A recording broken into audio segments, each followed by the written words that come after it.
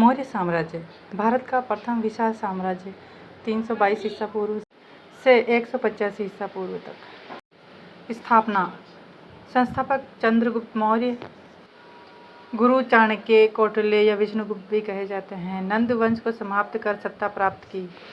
राजधानी पाटलिपुत्र, आधुनिक पटना। स्थापना 322 ईसा पूर्व।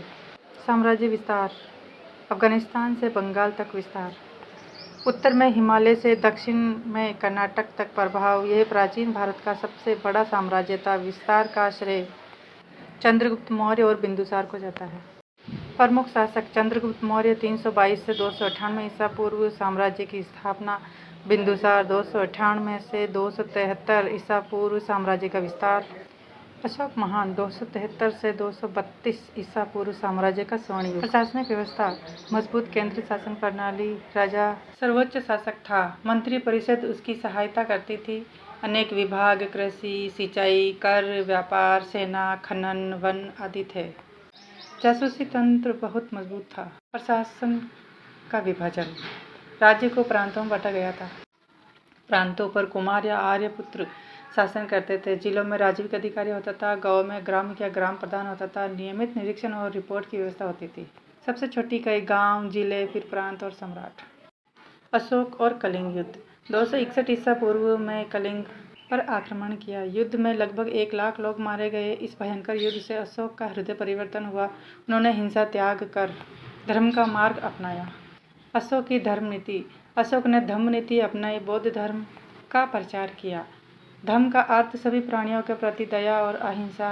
शिलालेखों और स्तंभों के माध्यम से संदेश दिया। सभी धर्मों के प्रति सहिष्णुता अपनाई। अशोक के शिलालेख और स्तंभ। अशोक ने पूरे साम्राज्य में शिलालेख और स्तंभ स्थापित किए। 14 प्रमुख शिलालेख और 7 प्रमुख स्तंभ। ये शिलालेख ब्राह्मी और खरोष्टी लिपि में लिखे गए हैं। प्रमुख स्तंभ सारनाथ, वैशाली, लौरिया, नंदनगढ़ और रामपुरवा आदि है। आर्थिक व्यवस्था कृषि अर्थव्यवस्था की रीढ़ थी। सिंचाई के लिए नहर और कुओं का निर्माण किया। व्यापार आंतरिक व बाह्य व्यापार विकसित किया। कर प्रणाली संगठित और नियमित थी। पंचमार्क सिक्कों का प्रचलन था। समाज और जीवन। समाज वर्ण व्यवस्था पर आधारित थी।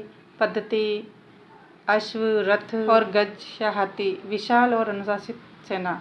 सीमाओं की रक्षा के लिए किले और चौकियां बनाई गई थी। कला, वास्तुकला और संस्कृति। स्तूप, विहार और मंदिर का निर्माण। सारनाथ का सिंह स्तंभ प्रसिद्ध उदाहरण है। कला में चिकनाई, पॉलिश की विशेषता। बौद्ध धर्म के कारण कला और संस्कृति को प्रोत्साहन मिला। पतन के कारण अशोक के बाद कमजोर शासक हुए। विशाल साम्राज्य का नियंत्रण कठिन था। प्रांतीय स्वायत्तता और विद्रोह बढ़े। आर्थिक बोझ और प्रशासनिक शिथिलता बढ़ी। मौर्य साम्राज्य का अंत। अंतिम शासक बृहद्रथ 185 ईसा पूर्व में सेनापति पुष्यमित्र शुंग ने बृहद्रथ की हत्या कर दी। इस प्रकार मौर्य साम्राज्य का अंत हुआ। निष्कर्ष मौर्य साम्राज्य भारत के इतिहास में एक सुनहरा अध्याय है। चंद्रगुप्त की राजनीतिक प्रतिभा, चाणक्य की नीति आज भी प्रेरणादायक है। यह साम्राज्य प्राचीन भारत की एकता, शक्ति और संस्कृति का प्रतीक है। चैनल को लाइक करें, शेयर करें, सब्सक्राइब करें। Thank you.